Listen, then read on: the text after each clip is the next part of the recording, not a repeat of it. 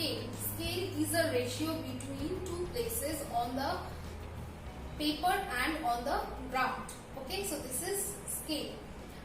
Now scale has three broad divisions. We will see one by one those divisions in details. So first is verbal or statement scale. Now let us see what is verbal or statement scale. So this scale is stated in words. So statement scale is always stated in words. That is why we named it as a statement or verbal scale. Next is the unit are usually mentioned in this type of scale. So unit always given in this type of scale. You will not see any verbal scale without unit. Okay, so this is one important point from statement scale. Now let us see an example of statement scale. So here example is written. You can see this example in your textbook as well. Let us see what is written. 1 centimeter equals to 5 kilometer. Okay, or 1 centimeter to 5 kilometer. So what is the meaning of this line? This is a representation of verbal scale, and what is the meaning of this line? So this line is denoting that 1 centimeter map distance is representing 5 kilometer ground distance of between two places. I hope this is clear. The concept of verbal scale or statement scale is clear. Now we will move toward the second broad category that are from scale, that is graphical or linear scale. So this scale consists of straight line which is divided into lengths at that presents given distance on the earth's surface. So in a graphical scale always represents in a linear way, in a straight line or in a linear way, and that straight line is divided into equal lengths. Okay, and these lengths are representing the distance on the earth's surface. Okay, so this is graphical scale, and more about graphical scale that it is usually drawn near the lower portion of the map. So if you take any map, if graphical scale is given, it is always given at the lower portion of the map, which we see that the map title always given at the top, and the bottom portion, the graphical scale, is given in a map. Okay. Now we will see the third category of scale, that is representative fraction. Okay. So the representative fraction we can call it as RF. So that's why I write here RF. You can call it as RF. Okay. Now what is representative fraction? Let us see. This is a fraction in which the numerator expresses the distance on the map and the denominator expresses the actual distance on the map. Okay. So it is clearly written that numerator always express distance on the map and the denominator express the distance on the ground. Okay. Now two important points that you need to remember from the representative fraction is that the unit that is representing in RF is always same in case of numerator and denominator. Okay, and the numerator always show in 1. Okay, so the numerator always in 1.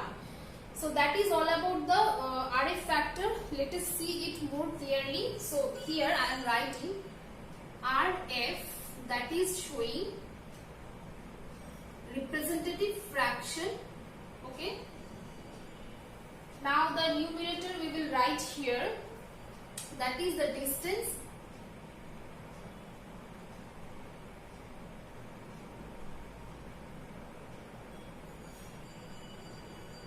on the map.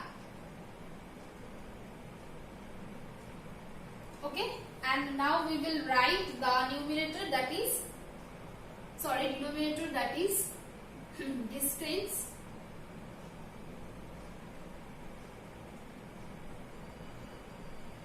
on the ground. Okay, so this is the representation of RF. Okay, now suppose the RF is given 50,000, 1:50,000, then how we will write it? Then it will be as by 50,000, or we can write it as is to 50,000. Okay, so this is the representation of RF, okay, in a map. Now from this, what is clear to us that if 1 centimeter on the scale representing 50,000 centimeter on the ground, 1 centimeter on the map is representing 50,000 centimeter on the ground, that is RF factor. So here 2 points is clear, that the numerator always in 1, which we gave 1, and numerator and denominator always represent 1 unit, that is we are showing in centimeter.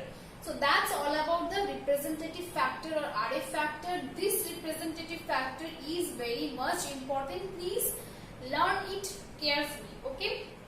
So that's all about the map scale. We read about the definition of map. That means map always represent a ratio between the two distance between the actual distance and the distance on the map. Okay. And the second thing, we learned about the categories of scale, and we have a detailed discussion on those categories of scale. So that's all about the map scale. Hope this map scale is clear to you all. Students, we will see measuring distance. So in measuring distance, there are 2 ways we can measure distance between 2 given places. Okay, so these are the first one is measuring distance along a straight line. So this is the easiest way how you can calculate distance between 2 places. Okay, so here I am giving an example. Just a few minutes ago we calculate the direction of 2 places. Suppose these 2 places, suppose I am taking x and y. Y is here, okay, in this point y is here, and x is suppose situated here. This is the location of x. So how we will calculate this x and y? We will use the method of straight line. Okay, measuring distance along the straight line. The first method we will use. So we will put a ruler or a scale and draw a line. Okay. After that, we will measure the distance among these 2 points x and y. I hope this first process is clear, and this is the simplest method to measure distance. Okay, now let's move toward the second method of measuring distance. So the measuring distance along the curved line. Now every time these 2 places are in a straight line, situated in a straight line. Okay, but in every time they may not situated in straight line, they may be curved. So this process is useful while measuring length of river, railway, curved roads, and cart tracks. So we have seen river. So river, we know that river are always not flow in a straight line. River flow according to the topography on which it is flowing. So river is naturally has curved, right? And in the same manner, railways also do not constructed in a straight line. They also take turn or take curved. Okay. Curved roads, cart tracks, in all these cases we see curved lines. So how we will measure this curved lines? So here I am taking example of river. Okay, I hope you have seen river in maps. So suppose this is a river. This is the main river which is flowing in this way. Okay, I hope this is clear. So what we will do in the second method, you will take a twin and then you will put the twin according to the river. This is river, so I am writing here R, and this is the direction of river. Okay, now you will take a twin and you will put the twin according to the curve of the river. So this is how you will put it. Okay, after you putting the twin, you will take it.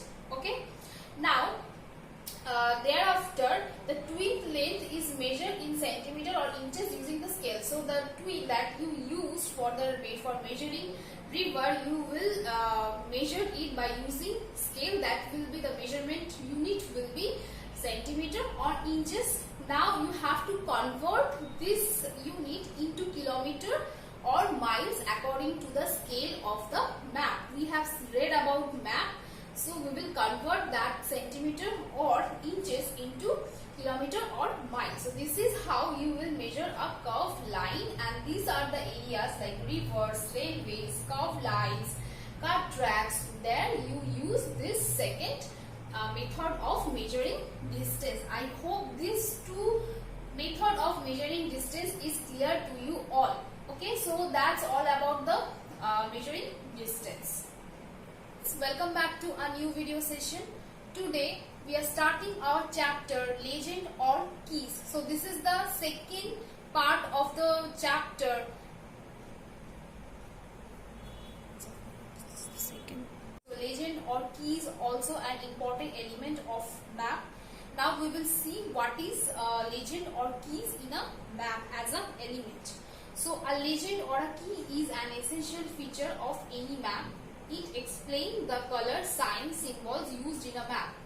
So this is an essential element. Okay, so this is an essential elements of any map, and it explains colors, signs, and symbols used in a map. It uses different color to show height, depth of any area above or below sea level respectively. So all places on the earth surface is not of same height or same slope. So these features of any topography or any land is shown by using these symbols, colors, and signs. So this is the importance of symbol, legends or keys. Now this legend of keys you will find at the top or the bottom of any map. It could be in the left hand side or right hand side of any map. So that is all about the legend and keys. Next we will see conventional signs and symbols. So let us see. So these conventional signs and symbols are under legends. Now let us see what is conventional signs and symbols. So a variety of colorful signs or symbols are used to show natural and man-made feature on the map. These conventional signs and symbols. A variety of colorful signs and symbols are used to show natural and man-made features on the map. So these are the signs and symbols which used to show different man-made and natural features on the map. Next important point that these signs and symbols are give plenty of information. So they are giving plenty amount of information. Second, they are simple to draw and understand. So easily you can draw this symbol or signs, and easily you can understand, and they are giving lots of information. So these are the advantages of signs and symbols. Okay, now why it is called conventional? Because all signs and symbols are globally accepted and also scientifically and globally accepted. So that's why it is called conventional signs and symbols. Now from your textbook, it's page number 20. There is a box. You can see this box. There are lots of signs and symbols are given in legends. So these conventional signs and symbols are part of legends. So this is given as legends in which there are lots of conventional signs and symbols are given. You have to prepare from here important signs and symbols. Okay, so that's all about the legend and conventional signs and symbols. I hope these 2 points are clear now. Now we will see colors in maps. So colors in maps, all colors in maps plays an important role. Okay, next is it makes the map attractive to see, and through this colors we can easily find out any features or any location of any place. Okay, so there are some conventional colors are used in a map. Let us see. So first is blue, brown, yellow and white color. So these are the colors which you need to memorize. So let us see with blue. Okay, before I move towards these colors, I want to say that all colors are conventional colors. That means universally it is accepted all over the world. So color blue all water bodies are shown in color blue in a physical map. That means sea, ocean, bays, gulf, lake, river, streams all are shown in color blue. So we done with blue. Next, moving toward brown. So hills, mountain, plateaus, these are the features, the physical features are shown in color brown. Okay. Next is yellow. Hot desert area shown in color yellow in a physical map. Also cultivated land or arable land is shown in color yellow. Next is white color. So let us see why we use white color in a physical map to show cold desert, snow covered regions or any land that is not abundant land also shown in color white. So these are the important colors in map that you need to memorize, and these are universally accepted. I hope this roles of colors in a map is clear to you all, and these details of colors is clear. Students, that is all for the today. Rest portion of the chapter, that means grid system, heat zone of the earth, latitudes, longitudes, all of these topics will be covered in upcoming video session. Till then, see this video and learn it. If you don't understand any point from this session, please feel free to ask me over a phone call, or you can message me on WhatsApp. I will be there. Till now, prepare yourself for next homework. Thank you all.